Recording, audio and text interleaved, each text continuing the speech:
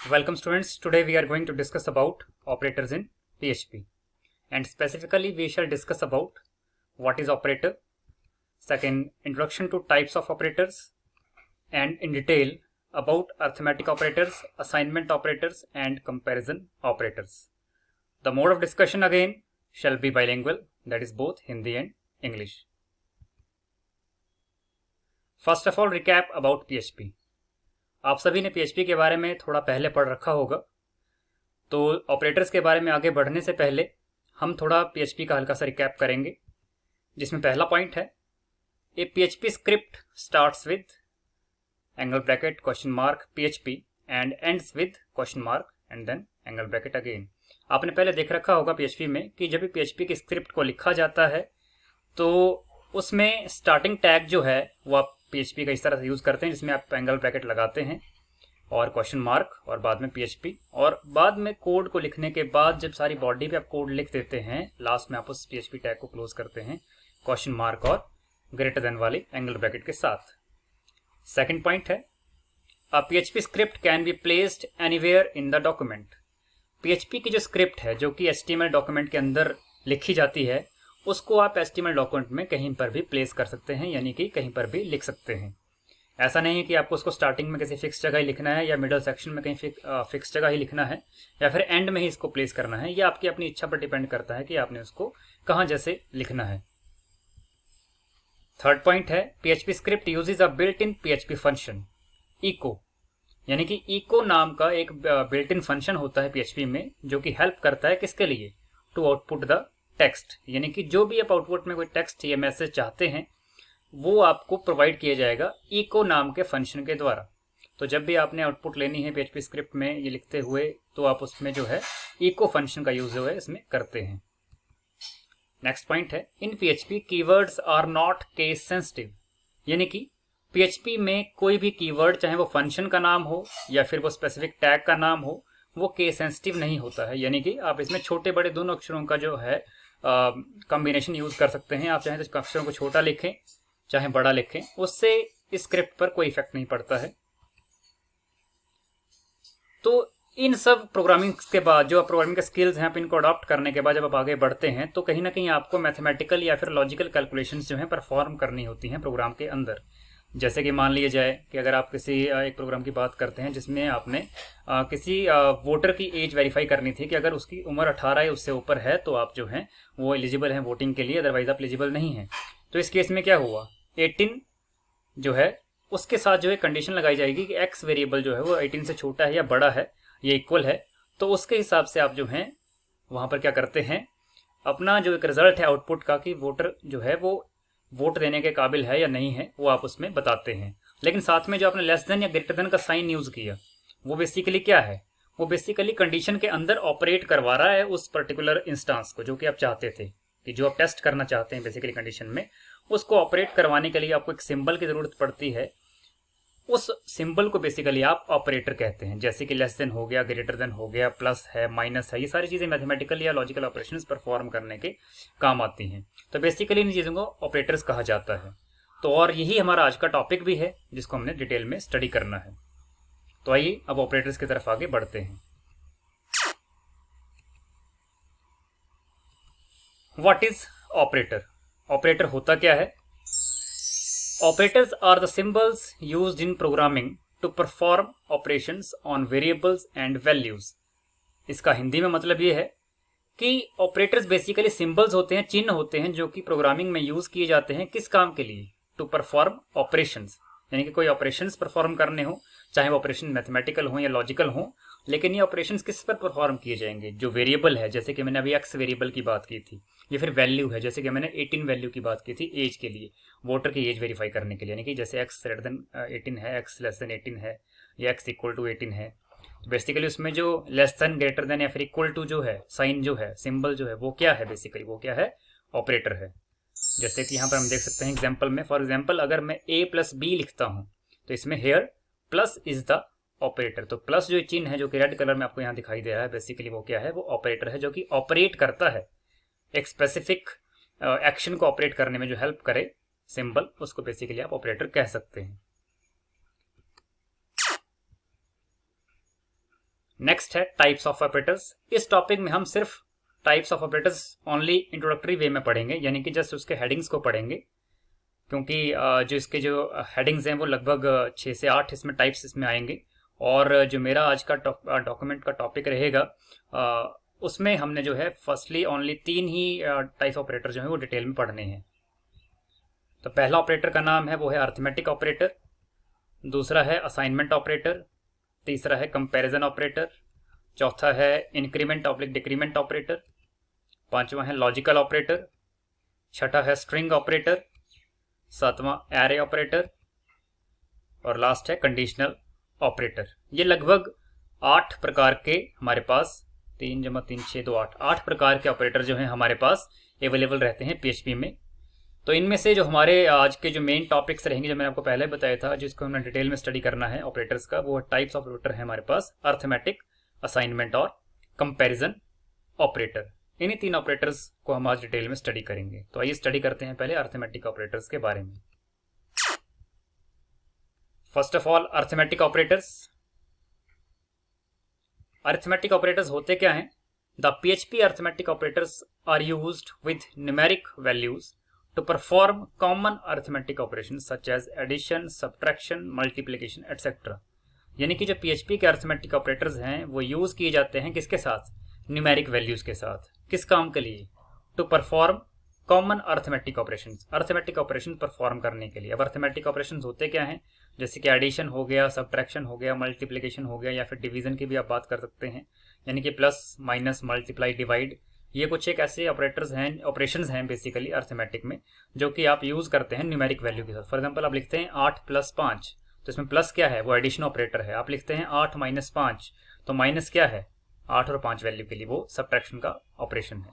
इसके बाद मल्टीप्लिकेशन 8 × 5, तो आप मल्टीप्लाई को आप स्टार की फॉर्म में लिखते हैं प्रोग्रामिंग में, तो यहाँ आप लिखेंगे 8 * 5। तो स्टार क्या है? बेसिकली मल्टीप्लाई का ऑपरेशन है जो कि परफॉर्म किया जाता है under the category of arithmetic operators. जैसे कि मान लेते हैं let $x = 5 and let $y = 3। Basically ये जो सिंबल डॉलर का है ये आपका वेरिएबल डिक्लेरेशन के लिए काम में आता है। आप जब भी वेरिएबल डिक्लेयर करते हैं तो उस टाइम पे आपको इस सिंबल की जरूरत साथ में पड़ती है। यहाँ पर x और y हम वेरिएबल यूज कर रहे हैं और उसकी जो वैल्यू है x की वो 5 मान के चल रहे हैं, जबकि y की वैल्यू को हम 3 मान के चल रहे हैं। लेकिन बीच में इक्वल टू का साइन जो है बेसिकली ये क्या है? ये भी एक ऑपरेटर ही है। अगर उसको हम अगर हम वैसे खंगालें तो इक्वल टू का साइन भी ऑपरेटर है, बिकॉज ये भी आपके under the category of second operator जो हमने पढ़ा था असाइनमेंट ऑपरेटर, उसमें आता है। इसके अलावा then if you perform addition operation on the above values, अगर हम ऊपर दी गई वैल्यूज के ऊपर एडिशन ऑपरेशन परफॉर्म करते हैं, जैसे कि $x + $y, तो इसका मतलब क्या हुआ? $x की वैल्यू तो 5 थी, तो क्या होगा? 5 जमा अगली वैल्यू y की थी 3, तो 5 × 3 तो बराबर है कितना आएगा? 8। इसमें जो प्लस का साइन है ये क्या है? ये बेसिकली अरिथमेटिक ऑपरेटर है। अरिथमेटिक ऑपरेटर के अंदर कौन सा ऑपरेशन है? ये एडिशन ऑपरेशन। तो इस तरह से प्लस जो है बेसिकली ये भी क्या है? एक ऑपरेटर है। इक्वल टू तो ऑलरेडी असाइनमेंट ऑपरेटर में बता रहा था आपको, लेकिन जो प्लस है basically under the category of arithmetic operators, इसमें ये क्या है? ये भी ऑपरेटर है। तो हम हमारे पास जो है इस तरह के कई ऑपरेटर्स जो है वो यूज करेंगे अरिथमेटिक ऑपरेटर्स की कैटेगरी में ही, जैसे कि माइनस है, मल्टीप्लाई है, डिवाइड है, वगैरह वगैरह, जिनको हम आगे भी एग्जाम्पल्स में देखेंगे। तो वही बात है, प्लस इज द ऑपरेटर, जिसको हम अरिथमेटिक ऑपरेटर यहां पर कह सकते हैं। अब फॉर एग्जांपल जो हमारे पास टाइप्स ऑफ ऑपरेटर है under the category of arithmetic operator, वो हैं plus, minus, multiply, divide, percent, और परसेंट को आप बेसिकली मॉडुलस भी कहते हैं। डबल स्टार जो है यहाँ पर अगला ऑपरेटर, इसको आप एक्सपोनेंशिएशन भी कहते हैं। एक बार फिर से मैं आपको रिपीट कर दूं, प्लस का मतलब यहाँ पर नाम है एडिशन, माइनस का सब्ट्रैक्शन, स्टार यानी कि मल्टीप्लिकेशन, और यहाँ पर स्लैश यानी कि डिवीजन, और जो परसेंट साइन बना है बेसिकली ये मॉडुलस का साइन होता है, जिसके बारे में आपको बताऊंगा। डबल स्टार का मतलब एक्सपोनेंशियल, यानी कि जब आप एक्सपोनेंशिएशन, जब आप power as raise to the power आप यूज करना चाहें किसी वैल्यू को, तो उस केस में ये वाला ऑपरेटर यहाँ पर काम में आता है। अब जैसे कि एग्जाम्पल हमने पीछे यहाँ पर पिछली स्लाइड में देखा था, उसमें हमने क्या पढ़ा था? एग्जाम्पल में 5 + 3, यानी कि 5 वैल्यू थी x की और y की वैल्यू क्या थी? 3। तो इसी को हम आगे अब यूज करने जा रहे हैं अपने अगले एग्जाम्पल में। अब यहाँ पर देख सकते हैं मैं एग्जाम्पल ले रहा हूँ, x = 5 एंड y = 3। और इस टेबल में आपके पास ऑपरेटर्स का नाम, एग्जाम्पल, उसका रिजल्ट भी सामने है, और बाकी जो इसका जो रिजल्ट आउटपुट में शो होता है वो आपको यहाँ पर 1 बाय 1 दिखाई देगा।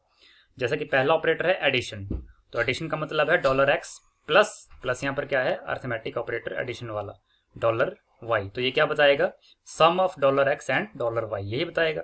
तो इस केस में इसका रिजल्ट क्या आएगा, 8। क्यों आएगा, क्योंकि 5 जमा 3 कितने होते हैं, 8। वैसे अगला केस है माइनस का, इसमें क्या है, इसका मतलब सब्ट्रैक्शन, तो यहाँ क्या होगा, $x माइनस $y, माइनस क्या है, सब्ट्रैक्शन वाला ऑपरेटर, जो कि अर्थमेटिक ऑपरेटर की कैटेगरी में ही आता है। तो इसमें यहाँ पर आप बोल सकते हैं difference of $x and $y, यानी कि $x और $y की वैल्यूज का आपस में डिफरेंस, यानी कि माइनस करना। तो जब डिफरेंस आएगा वो इसका आंसर होगा। तो आप अगर सोचेंगे तो क्या आंसर आएगा, बेसिकली इसका अपने दिमाग में सोच कर रखें, आपको आंसर यहाँ पर दिखाई देगा, मैच करेंगे आप सारे 2, और मुझे होप है कि आपका भी आपके माइंड के अकॉर्डिंग आंसर जो है 5 माइनस 3, क्योंकि 2 ही आना था। तो इस तरह से जो आप दिमाग में अपनी कैलकुलेशन करते हैं, बेसिकली वही कैलकुलेशन आप प्रोग्राम के माध्यम से, एक स्क्रिप्टिंग लैंग्वेज के माध्यम से कंप्यूटर के थ्रू इसको करवा रहे हैं। नेक्स्ट हमारे पास इसका एग्जांपल है मल्टीप्लिकेशन, जिसको हम स्टार से आइडेंटिफाई करते हैं। स्टार सिंबल यहाँ पर यूज किया जाता है। तो इसमें लिखा जाएगा $x स्टार $y, स्टार का मतलब मल्टीप्लिकेशन। तो इसका रिजल्ट बेसिकली रहेगा क्या, product of $x and $y। तो 5 गुना 3 कितना होता है, 15। तो इसका आंसर क्या आएगा, आउटपुट में 15। वैसे ही डिवीजन, तो डिवीजन के केस में आप लिखेंगे $x स्लैश $y, यानी कि $x बटे $y। तो बेसिकली इसमें हम क्या करते हैं, इसका आंसर आता है quotient of $x and $y। Division करते हुए आप इसमें जब डिवीजन ऑपरेटर यूज करते हैं under the category of arithmetic operator, तो आपके पास आंसर हमेशा क्या आएगा, क्वोशंट की फॉर्म में। तो क्वोशंट इसमें कितना बन रहा है, 5 को अगर 3 से डिवाइड करें, मेरे हिसाब से आंसर जो आएगा वो आएगा 1, क्योंकि क्वोशंट कितना है 1, और रिमाइंडर कितना बचेगा, 2 बच जाएगा।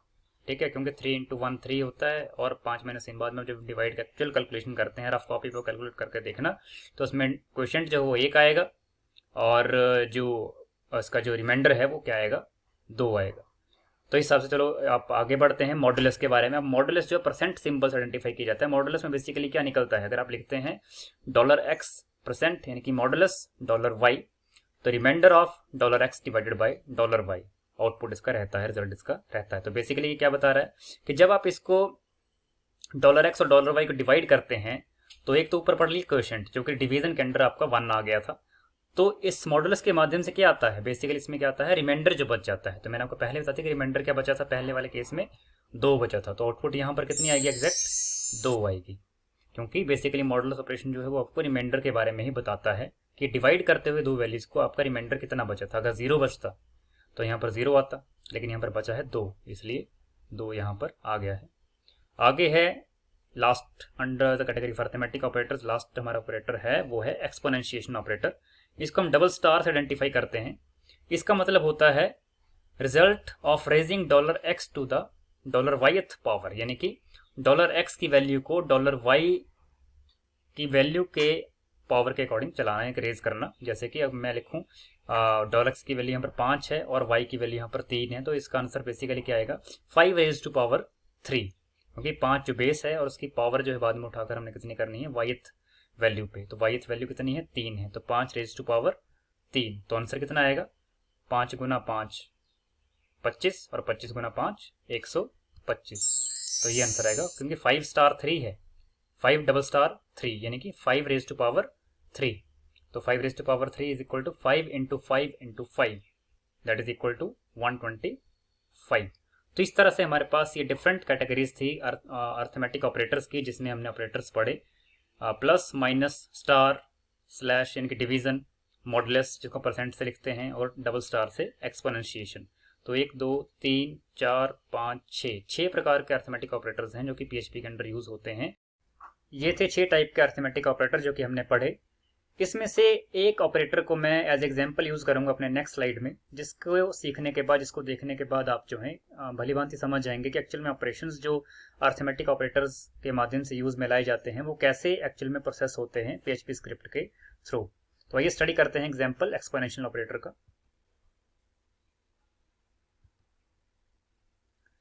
Example using exponentiation operator. इसमें स्टार्टिंग आपकी कोडिंग की रहती है HTML टैग से, क्योंकि आपको HTML के अंदर PHP स्क्रिप्ट चलानी है, तो HTML टैग लिखना पड़ेगा। उसके बाद बॉडी, वैसे आपको हेड टाइटल भी लिखना होता है, लेकिन अगर आप उसको छोड़े बिना डायरेक्ट बॉडी लिखते हैं तब भी आपका काम यहाँ पर चल जाता है। बॉडी टैग के अंदर angle bracket, then question mark, then PHP, ये आपका टैग है जो कि आपको पहले स्टार्टिंग में मैंने बता दिया था रिकैप स्लाइड में कि PHP कैसे स्टार्ट की जाती है।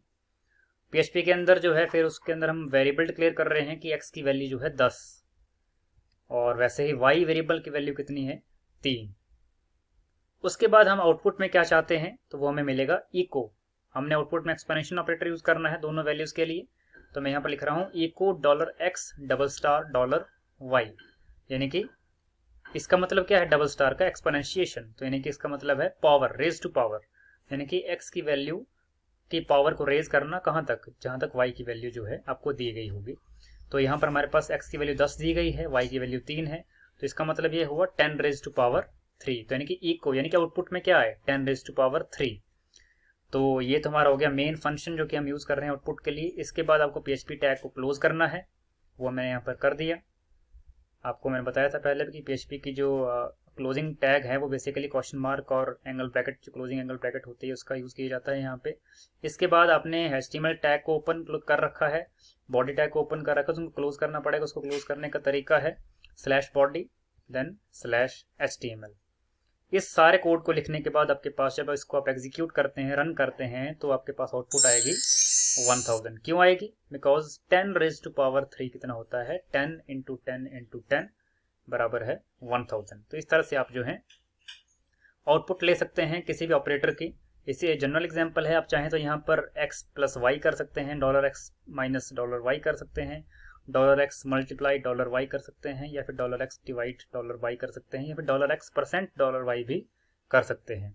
बारी बारी से जब आप इन एग्जांपल्स का यूज़ अपने लैब में करेंगे या कंप्यूटर के ऊपर घर बैठे भी करेंगे, तो आप जो है वहाँ पर सीख जाएंगे कि ऑपरेटर जो है अर्थमेटिक ऑपरेटर्स हैं वो अपने ऑपरेशंस अलग अलग प्रकार के किस तरह से PHP स्क्रिप्ट के अंदर परफॉर्म करते हैं। तो इसके बाद हमारा नेक्स्ट टॉपिक रहेगा वो है असाइनमेंट ऑपरेटर। असाइनमेंट ऑपरेटर के बारे में डिटेल में स्टडी आगे हम करेंगे। असाइनमेंट ऑपरेटर के बारे में बात करें तो असाइनमेंट ऑपरेटर जो है, the assignment operators are used with numeric values to write a value to a variable. किसी वेरिएबल को कोई वैल्यू असाइन करने के लिए, उसके लिए कोई वैल्यू लिखने के लिए, यानी कि इसको राइट अप करने के लिए जो है एक सिंबल यूज में लाया जाता है जिसका नाम है असाइनमेंट ऑपरेटर।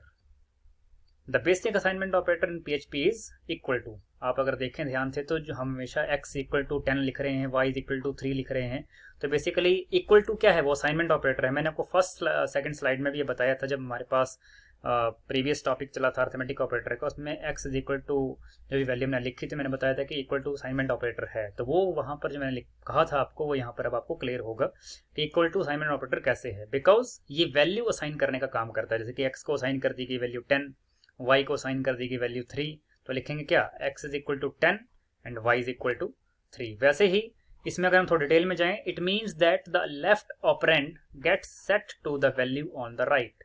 इसमें अगर हम बात करें लेफ्ट ऑपरेंड का मतलब क्या है, जो इक्वल टू साइन के लेफ्ट में जो वैल्यू जो वेरिएबल लिखा गया है बेसिकली वो ऑपरेंड होता है। तो लेफ्ट साइड का ऑपरेंड जो उसको हमने बोला लेफ्ट ऑपरेंड। जैसे कि अगर हम बात करें for example let x is equal to 10, y is equal to 5, then if we write x is equal to y then result is x is equal to 5। इसमें जो x है जो कि इक्वल टू के लेफ्ट साइड में लिखा गया है, ये क्या है, ये लेफ्ट ऑपरेंड है। और इसको असाइन कौन सी वैल्यू की गई है 5। असाइन कैसे की गई, पहले तो हमने x को 10 ही माना, बाद और y को 5 ही माना, लेकिन बाद में कह दिया कि x जो है वो एक्चुअली में y के बराबर है। तो x की वैल्यू तो 10 थी वैसे इनिशियली, लेकिन बाद में x की वैल्यू को क्या बोल दिया y के बराबर, और y कितना था 5। तो लास्ट में हम कह सकते हैं कि x बराबर है 5। तो इसमें ये असाइनमेंट ऑपरेटर जो इक्वल टू है, इसने x यानी कि लेफ्ट ऑपरेंड को असाइन कर दी वैल्यू कौन सी 5, जो कि उसके राइट साइड में थी। तो इस तरह से असाइनमेंट ऑपरेटर जो है, जो basic assignment operator equal to है, वो वैल्यूज असाइन करने का काम करता है। अब डिफरेंट एग्जांपल्स हैं असाइनमेंट ऑपरेटर के। असाइनमेंट ऑपरेटर कई प्रकार से यूज में लाया जा सकता है। इसमें एग्जांपल फिर से मैं x बराबर है 10 का ले रहा हूँ, y बराबर है 5 का। आपको हर एक ऑपरेटर जो यूज किया, जिस तरीके से यूज किया जा सकता है, उसकी एक डिस्क्रिप्शन डिटेल में दे रखी है इस टेबल में, और बाकी जो रिजल्ट्स आउटपुट आएंगी मैं उनको यहाँ पर 1 बाय 1 आपको शो करूंगा राइट साइड में। तो पहले देखते हैं x is equal to y। अगर x की वैल्यू को मैं 5 के बराबर इक्वेट कर देता हूँ, यानी कि असाइन कर देता हूँ, इनिशियली तो वैल्यूज जो है मेरे पास क्या है, 10 है और 5 है y की। तो इस हिसाब से यहाँ पर लिखा भी गया है फर्स्ट केस के लिए डिस्क्रिप्शन में कि the left operand get set to the value of the expression on the right, यानी कि जो लेफ्ट ऑपरेंड है, लेफ्ट ऑपरेंड का मतलब है कि जो x है, क्योंकि x लेफ्ट साइड है, इसको ऑपरेंड बोल लेंगे और इसको जो इक्वल टू इसको ऑपरेटर बोल लेंगे। तो ऑपरेंड होता है जो लेफ्ट साइड में यहाँ पर दिया है, जो वेरिएबल है उसको ऑपरेंड बोलते हैं, और इक्वल टू जो है वो ऑपरेटर है। तो लेफ्ट ऑपरेंड जो है उसको वैल्यू साइन होती है कौन सी, जो राइट साइड में लिखी जाती है। तो राइट साइड में वैल्यू y लिखी गई है। अब एग्जाम्पल के अकॉर्डिंग देखें फर्स्ट केस में, तो y की वैल्यू तो 5 है, तो आंसर क्या आएगा हमारे पास, x इज इक्वल टू 5। ये आंसर आपके पास पहले भी आया था, पिछले पेज पर हमने, पिछले स्लाइड पर हमने पढ़ा था, इसकी वैल्यू 5 के बराबर हो गई थी। अगला है, अगर हमने in the form of addition जो है असाइनमेंट वैल्यू को यूज करना है, वो कैसे, जैसे कि अगर मैं लिखूं x plus equal to y इकट्ठे, तो इसका एक्चुअल में मतलब ये होता है x is equal to x plus y. तो कहने का मतलब है कि x की वैल्यू को ही इंक्रीमेंट कर दिया गया, बढ़ा दिया गया, कितने से, जितनी y की वैल्यू थी। जैसे कि मान लिया जाए x की वैल्यू इनिशियली 10 थी और बाद में x को बोल रहा हूँ कि उसमें अगली जो वैल्यू आएगी वो y को जोड़कर बनेगी। तो x की वैल्यू पहले 10 है, लेकिन बाद में x प्लस वाई 10 जमा y की वैल्यू 5 है, तो 10 जमा 5 कितना होगा, 15। तो x की वैल्यू एक्चुअल में कितनी बनेगी अब यहाँ पर, 15। तो ये है हमारे पास स्पेशल केस असाइनमेंट ऑपरेटर का, जिसमें आप लिखते हैं x प्लस इक्वल टू इकट्ठा लिखें, चाहे x is equal to x plus y लिखें, मतलब सेम ही होता है। तो इस तरह से आप जो है किसी वेरिएबल की इनिशियल वैल्यू को नई वैल्यू असाइन करवा सकते हैं, इंक्रीमेंटेड वैल्यू असाइन करवा सकते हैं with the help of such kind of assignment operators. तो चाहे आप ऐसा लिखेंगे प्रोग्रामिंग में, चाहे आप ऐसा लिखेंगे, इसका रिजल्ट सेम ही आएगा। वैसे ही अगर आप सब्ट्रैक्शन की बात करें तो x minus equal to y लिखा, और इसका मतलब भी क्या सेम रहता है, x is equal to x minus y. कहने का मतलब ये है कि x माइन, जब जिस ऑपरेशन को आपने पहले यहाँ साइन लगा दिया है, एक्चुअल में वही ऑपरेशन जो है y के साथ परफॉर्म कर दिया जाएगा। तो जैसे कि x minus equal to y है, तो मतलब है x is equal to x minus y. तो ये उसी का जो ये वेरिएबल है, इस जो ये एक्सप्रेशन है, इसी का शॉर्ट फॉर्म जो हमारे पास है वो यहाँ पर जो है अवेलेबल हमारे पास है। इस तरीके से काम इसका सेम ही करेगा। तो वैसे अगर हम देखें लास्ट में इसका रिजल्ट कैसे आएगा, x इज इक्वल टू 10 है initially, y is equal to 5 है, तो x is equal to x minus y करें तो x माइनस वाई कितना आएगा, 10 माइनस 5 5। तो x की वैल्यू नई क्या आएगी, x इज इक्वल टू 5। वैसे ही x star equal to y करें तो इसका मतलब है x is equal to x star y, तो 10 स्टार 5 कितना आएगा, 50। वैसे ही x divide equal to y, तो इसका मतलब है x is equal to x divide by Y.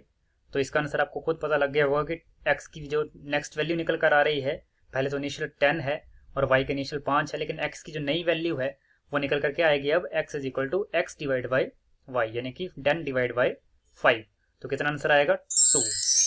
Next operator इसके बाद हमारे पास जो है वो है x percent equal to y, जिसका मतलब होता है x is equal to x percent y. तो बेसिकली जो परसेंट है वो तो बेसिकली मॉडुलस है, तो मॉडुलस को असाइनमेंट के साथ यूज किया गया है यहाँ पर, ठीक है। तो इसमें हमारे पास जो बेसिकली रिजल्ट निकल रहा है मॉडुलस की फॉर्म में ही। डिवीजन करके आपने क्वोशंट की वैल्यू तो लिख दी, x is equal to 2, 10 divide by 5, जिसमें क्वोशंट की वैल्यू 2 आई, वो तो आपने यहाँ पर एज ए रिजल्ट लिख दी। लेकिन in case of modulus operation आपको रिमाइंडर लिखना पड़ता है, तो इस तरह से 10 डिवाइड बाई 5 का रिमाइंडर कितना बचा था, 0। तो उसका जो हमारे पास आंसर अब इस ऑपरेटर के हिसाब से आएगा वो कितना आएगा, 0।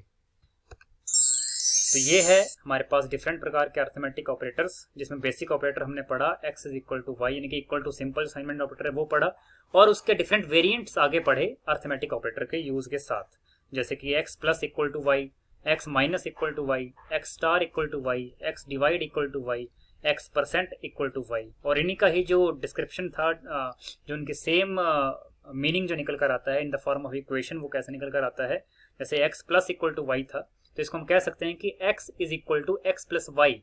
इसका असल में मतलब क्या है, वो ये है, x is equal to x plus y, यानी कि x की वैल्यू जो पहले इनिशियल थी उसको नया अपडेटेड वर्जन दिया गया, अपडेटेड वैल्यू दी गई, किसके थ्रू, x में ही कुछ वैल्यू y की जोड़कर। वैसे ही x की यहाँ पर नई वैल्यू जो दी गई, कैसे दी गई, x की पुरानी वैल्यू को y की वैल्यू से माइनस करके। वैसे यहाँ पर भी x की नई वैल्यू को क्या लिखा गया, एक्स स्टार वाई, यानी कि x की जो पुरानी वैल्यू है उसको मल्टीप्लाई किया गया y के साथ, पुरानी वैल्यू के साथ, तो उसकी x की नई वैल्यू यहाँ पर असाइन कर दी गई। तो बेसिकली आप यहाँ पर इन सभी डिफरेंट वेरिएंट्स में कर क्या रहे हैं, पुरानी जो वैल्यू है उसको ही मैथमेटिकल ऑपरेशंस लगाकर और साथ में असाइनमेंट ऑपरेटर लगाकर जो है यूज में ला रहे हैं अपडेटेड वैल्यू एक्स की प्रोवाइड करने के लिए, जो कि आपको यहाँ पर इस तरीके से देखने को मिल रही है। तो देखो यहाँ पर रिजल्ट हमारे पास x equal to 5, x equal to 15, 5, 50, 2, 0, ये अलग अलग प्रकार के रिजल्ट जो हैं बेसिकली x के वो as a new updated value of x की फॉर्म में सामने आए हैं, जिसमें हमने डिफरेंट ऑपरेशंस परफॉर्म किए असाइनमेंट ऑपरेटर को एज ए बेस ऑपरेटर मानते हुए। आप यहाँ पर देख सकते हैं कि बेस ऑपरेटर हमारे पास असाइनमेंट का इक्वल टू ही था, लेकिन उसके साथ आपने क्या यूज किया, अर्थमेटिक ऑपरेशंस को, जो कि आपने पिछली स्लाइड में पढ़े थे। तो ये कुछ एक तरीके हैं, आप चाहे वैल्यू को ऐसे लिखें चाहे ऐसे लिखें, मतलब सेम ही है। आप वैल्यू को चाहे ऐसे लिखें चाहे ऐसे लिखें, लेकिन एक्सप्रेशन के बाद रिजल्ट जो आएगा वो कुछ इस तरह ही आएगा। आप ऐसा लिख कर देख लें तब भी आंसर यही आएगा, आप चाहे ऐसा लिख कर देख लें आंसर यही आएगा। लेकिन चलो फिर भी एग्जाम्पल की फॉर्म में इसको कंसीडर करना ज़रूरी है। तो मैं आपको अगले स्लाइड में एक एग्जाम्पल शो करूंगा, जिसके माध्यम से आपको जो है इसकी एग्जीक्यूटेबिलिटी बिल्कुल क्लियर हो जाएगी कि रिजल्ट इसका किस तरीके से आता है। तो आइए चेक करते हैं अगली slide. Example using assignment with multiplication operator, यानी कि असाइनमेंट ऑपरेटर को विद मल्टीप्लिकेशन ऑपरेटर हम साथ में यूज करेंगे। किस तरीके से स्टार्ट करते हैं, पहले HTML, उसके बाद बॉडी, ये दोनों टैग्स हैं बेसिकली। HTML आपने पहले पढ़ रखा होगा, उसमें HTML के टैग्स ही होते हैं। साथ में PHP स्टार्ट कर रहे हैं, तो PHP के लिए PHP का ओपनिंग टैग, PHP के ओपनिंग टैग में $x इज इक्वल टू 10, हमने इनिशियल वैल्यू कितनी मान ली x की 10, उसको वेरिएबल के माध्यम से हमने डिक्लेयर कर दिया है। साथ में साइन इसमें सेमीकोलन का साइन लगा दिया। ये हमारे पास पहले स्टैंडर्ड इंस्ट्रक्शंस होती हैं, स्टैंडर्ड हमारे पास ये रहता है प्रोग्रामिंग करते हुए कि हर एक वेरिएबल डिक्लेरेशन के बाद जो है सेमीकोलन का साइन लगाना है। उसके बाद $y इज इक्वल टू 5, यानी कि x और y की इनिशियल वैल्यूज हमने डिक्लेयर कर दी हैं 10 और 5। इसके बाद इको आउटपुट में क्या चाहिए, $x star equal to $y और साथ में सेमीकोलन। तो कहने का मतलब इसमें यह है कि आप एक्चुअल में चाहते क्या हैं कि x की जो नई वैल्यू है वो किस तरह से आए, वो आए आपके पास x is equal to x star y।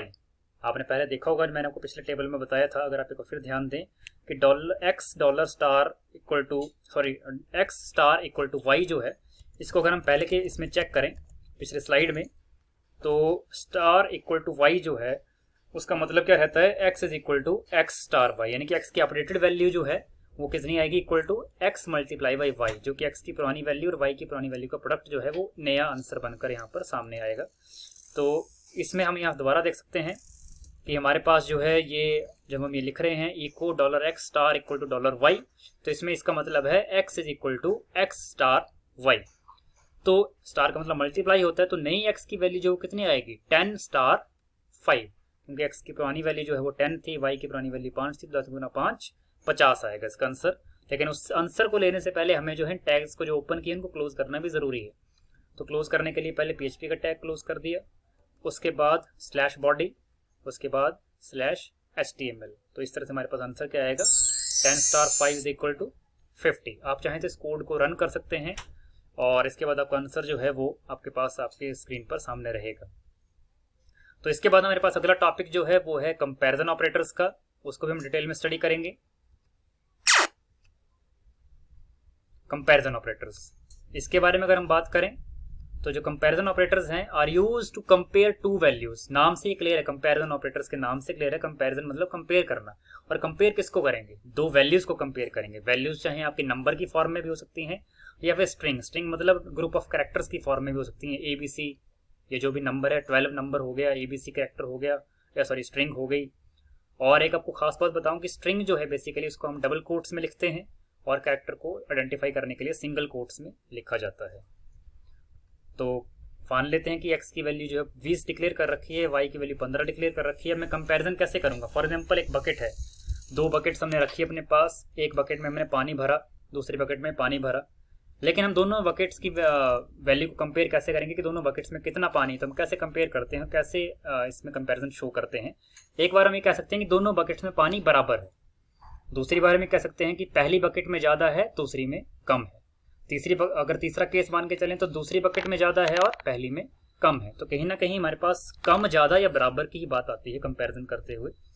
तो इसी प्रकार से हम जो है वैल्यूज की भी बात कर सकते हैं कि 20 ज्यादा है 15 कम है, या फिर अगर यहाँ 15 की जगह 20 ही होता तो क्या होता, दोनों ही बराबर है।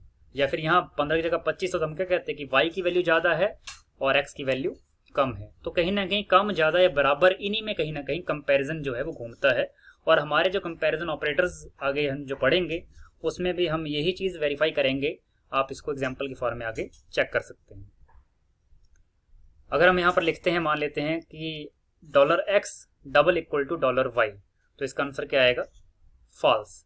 बिकॉज जब हम इसको इक्वेट कर रहे हैं, क्योंकि सिंगल इक्वल टू क्यों नहीं लिखा? बिकॉज सिंगल इक्वल टू होता है असाइनमेंट, वैल्यू असाइन करने के लिए, लेकिन डबल इक्वल टू जो है वो बेसिकली कंपेयर करने के लिए, यहाँ पर इक्वालिटी कंपेयर करने के लिए यूज में लाया जाता है। तो इस केस में क्योंकि x की वैल्यू 20 है और y की 15 है, तो इस तरह से ये बराबर तो है नहीं, तो इसका आंसर कितना आएगा? इस तरह से कंडीशन का फॉल्स ही आंसर आएगा। बाकी आप जो इसके टाइप्स हैं डिफरेंट कंपैरिजन ऑपरेटर, जैसे कि हमने एक टाइप यहाँ पर देख भी लिया डबल इक्वल टू की फॉर्म में, इसी प्रकार के टाइप्स आप आगे जो है टेबल में आगे पढ़ेंगे।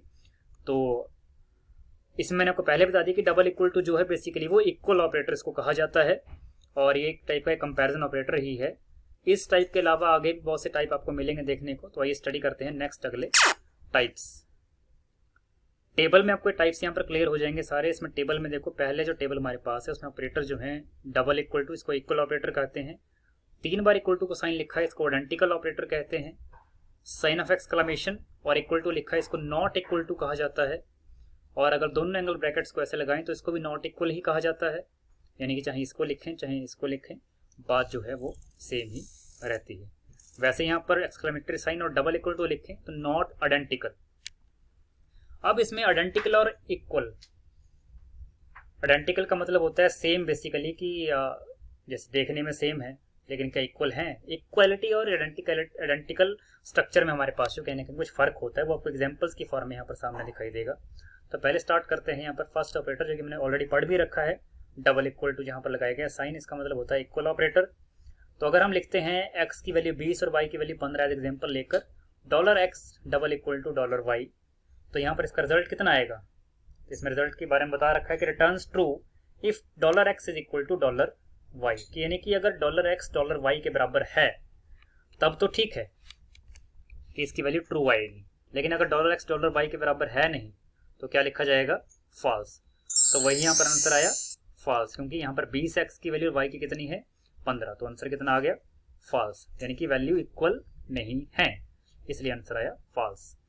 आगे है, अगर हम 3 इक्वल टू लगाते हैं, जैसे कि $x triple equal to $y, तो आंसर आया फॉल्स। अब ये फॉल्स क्यों आया?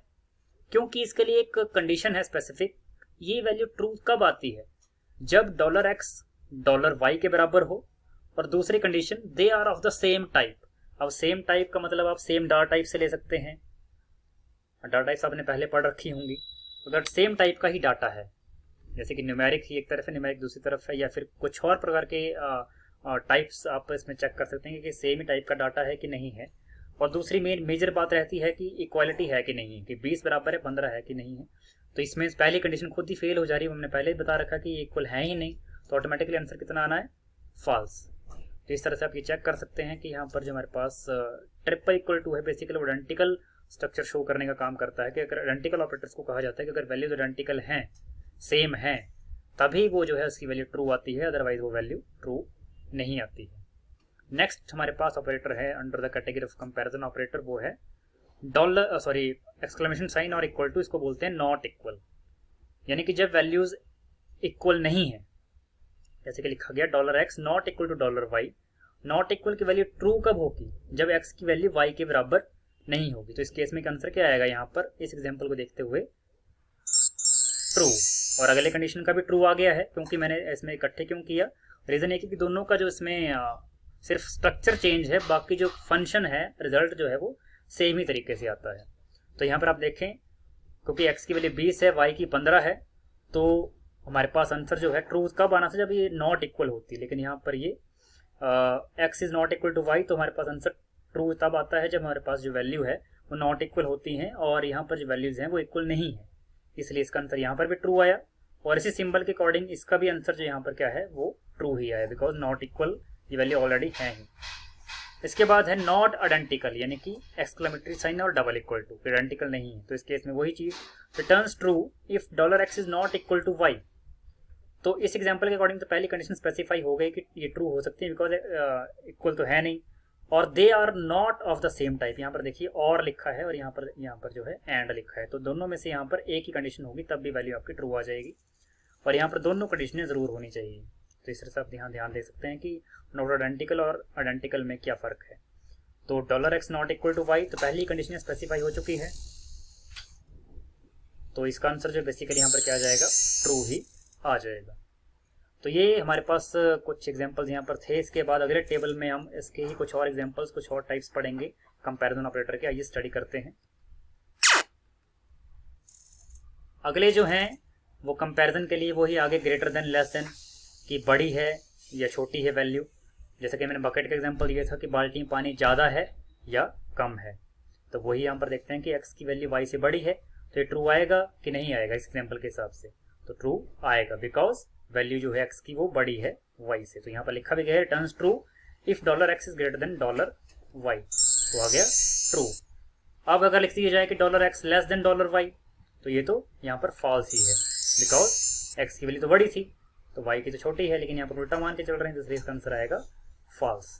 वैसे ही ग्रेटर देन इक्वल टू, तो ग्रेटर देन तो है पर इक्वल टू यहाँ पर नहीं है, तो returns true if $x is greater then और इक्वल टू $y। देखो यहाँ पर और है, एंड की बात नहीं है, तो यानी कि अगर बड़ी है, ठीक है, तब भी आंसर ट्रू आना है, या फिर बराबर भी है तब भी आंसर कितना आना है, ट्रू। तो पहले ही केस यहाँ पर सेटिस्फाइड है कि बड़ी है, आगे बराबरी की तो बात की है, तो बराबर तो वैसे है नहीं पर लेकिन बड़ी जरूर है, इसलिए इसका आंसर कितना आ जाएगा, ट्रू। वैसे ही यहाँ पर लेस देन और इक्वल टू की बात करें तो या तो लेस देन हो या फिर और इक्वल टू हो, यानी कि बराबर हो। तो यहाँ पर ये जो है x की वैल्यू लेस देन तो है नहीं और बराबर भी नहीं है, तो इसमें आंसर कितना आएगा, फॉल्स। तो ये कुछ एक सिंपल से तरीके हैं इन ऑपरेटर्स के अंडर जो कि आप यूज कर सकते हैं एज पर योर रिक्वायरमेंट। आपकी जब भी प्रोग्रामिंग में जिस तरीके की रिक्वायरमेंट बनती है उस तरीके से आप प्रोग्रामिंग में इन वेरिएबल्स को, इन ऑपरेटर्स को यूज कर सकते हैं। तो अब हम इस कंपैरिजन ऑपरेटर जो है इसका एक एग्जांपल आगे स्टडी करेंगे। तो ये है अगला एग्जांपल हमारे पास कंपैरिजन ऑपरेटर का। इसमें हम starting of the code start करेंगे HTML टैग से, उसके बाद head, title, comparison operators, /title यहाँ पर यूज कर रहे हैं टाइटल टैग को क्लोज करने के लिए, उसके बाद /हेड टैग को क्लोज करने के लिए, और उसके बाद बॉडी टैग को यहाँ पर हम स्टार्ट कर रहे हैं। तो ये है बेसिकली फुल फ्लैश्ड HTML का स्ट्रक्चर, जो कि हमने पिछले प्रोग्राम्स जो हमने एग्जांपल पढ़े इसमें हमने थोड़ा इसको एक्सक्लूड कर दिया था।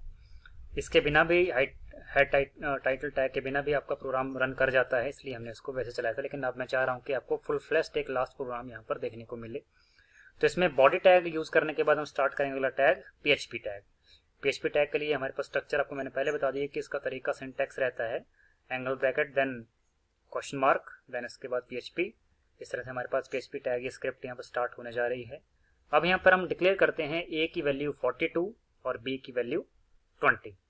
तो हमने दो वेरिएबल वैल्यू यहाँ पर डिक्लेयर कर दी हैं।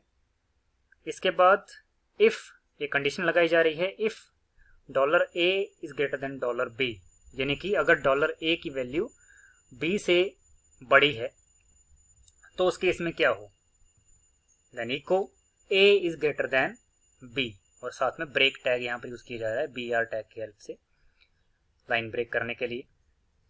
अब अगर हम यहाँ पर देखें तो ये हमारे पास आउटपुट में क्या आएगा लिखा हुआ, A is greater than B, लेकिन ये आएगा कब, जब अगर ये कंडीशन सेटिस्फाई होती है कि $A की वैल्यू जो है वो बड़ी है $B से, और अगर ये सेटिस्फाई नहीं होती है तो else echo A is not greater than B, और साथ में ब्रेक टैग, और साथ में बाद में डबल कोट्स के बाद साइन ऑफ सेमीकोलन, और उसके बाद हमारे पास जो है ये हमारे को पता है बेसिकली कि A की वैल्यू B से बड़ी है, तो कंडीशन तो सेटिस्फाई फर्स्ट ही होने की। टेस्टिंग जब कंडीशन की प्रोग्राम का कंपाइलर अपने आप करेगा तो उसमें जो है हमारे पास वैल्यू निकल कर आएगी बड़ी A की, यानी कि पहली कंडीशन जो टेस्ट हो जाएगी कि ये ट्रू है।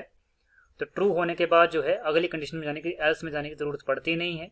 तो इसके बाद हमारे पास इसको हम क्लोज करके, जब हम इसको PHP टैग को क्लोज करते हैं और बॉडी टैग को क्लोज करते हैं, HTML टैग को क्लोज करते हैं और रन करने के बाद हमारे पास आंसर क्या आएगा, A is greater than B. क्यों आएगा? बिकॉज कंडीशन जब टेस्ट की गई तो इसमें जो कंपैरिजन ऑपरेटर हम ग्रेटर देन यूज कर रहे थे वो बेसिकली ए ग्रेटर देन बी के लिए था, और एक्चुअल में भी ए की वैल्यू जो डिक्लेयर कर रखी है 42 और बी की 20, इसमें 42 जो है वो बड़ा है 20 से, इसलिए जो है हमारे पास फर्स्ट कंडीशन जो यहाँ पर थी वो टेस्ट होकर ट्रू पाई गई। तो इसके अकॉर्डिंग जो है आंसर में हमारे पास लिखा हो क्या आया, क्योंकि इको में हमने क्या लिखा था, आउटपुट टेक्स्ट क्या लिखा गया था, ए इज ग्रेटर देन बी, तो वही आंसर हमारे पास यहाँ सामने आ गया, ए इज ग्रेटर देन बी। तो इस तरह से आप जो है ये जो हमारे पास ऑपरेटर्स हैं इनको आप एग्जाम्पलीफाई कर सकते हैं, प्रोग्राम्स को रन कर सकते हैं। जिस तरह के प्रोग्राम आपको अपने लैब में या घर पे अपने कंप्यूटर के ऊपर जब आप कभी रन करते हैं तो अपन डिफरेंट ऑपरेटर्स जो हैं उनको अलग अलग एग्जाम्पल्स के थ्रू जो है यहाँ पर रन कर सकते हैं। और इसके बाद जो है आपको ये क्लैरिटी हो जाएगी कि बेसिकली जो ऑपरेटर कंपैरिजन ऑपरेटर्स के डिफरेंट टाइप्स थे ये किस प्रकार से किस तरह से, हालांकि रिजल्ट में मैंने आपको ट्रू फॉल्स बताया था, लेकिन बेसिकली ट्रू फॉल्स का मतलब ये है कि कंडीशन का ट्रू होना या कंडीशन का फॉल्स होना। तो कंडीशन अगर ट्रू पाई जाती है तो आपके पास जो आउटपुट मैसेज है वो उस तरह का आएगा, अगर कंडीशन फॉल्स पाई जाती है तो उसके हिसाब से मैसेज है तो एल्स के अकॉर्डिंग आएगा, जो एल्स में echo A is not greater than B था, या फिर ये होता, या फिर कुछ और जो आपने इको में आउटपुट में रखा होता। तो ये थे कंपैरिजन ऑपरेटर्स के टाइप्स, और उसमें से एक इसका एग्जांपल, आप इस एग्जांपल को एज ए बेस एग्जांपल मानते हुए जो है अदर ऑपरेटर्स को भी इस तरह से स्टडी कर सकते हैं। तो इसके बाद मैं आपसे धन्यवाद कहना चाहूँगा कि आपने इस स्लाइड्स को पूरे के पूरे जो हमारा ये आज का लेसन था, चैप्टर था, इस टॉपिक्स को, इन सारे टॉपिक्स को ध्यान से सुना समझा। और इन टॉपिक्स में आपने आज जो स्टडी किया है वो बेसिकली ऑपरेटर होता क्या है, और इसके साथ ही डिफरेंट टाइप ऑपरेटर्स के नाम आपने सुने, देखे, समझे, और इसके अलावा मेनली आपने जो 3 ऑपरेटर्स के बारे में पढ़ा जो थे अर्थमेटिक ऑपरेटर्स, कंपैरिजन ऑपरेटर्स, और इन बिटवीन जो आपने पढ़ा था वो था असाइनमेंट ऑपरेटर। इससे में आपने असाइनमेंट ऑपरेटर के डिफरेंट वेरिएंट्स को भी स्टडी किया, और इन तीनों ऑपरेटर्स को पढ़ने के बाद जो आपके प्रोग्रामिंग के जो स्किल्स हैं वो कहीं ना कहीं थोड़े और इम्प्रूव होंगे कि आपने किस ऑपरेटर को किस तरीके से लगाना है, कहाँ पर यूज करना है।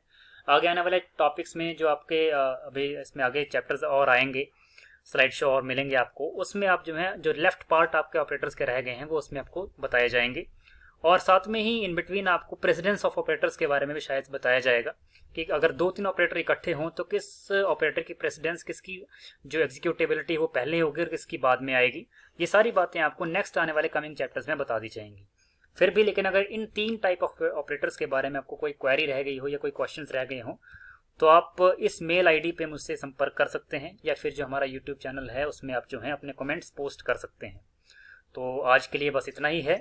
Thank you very much.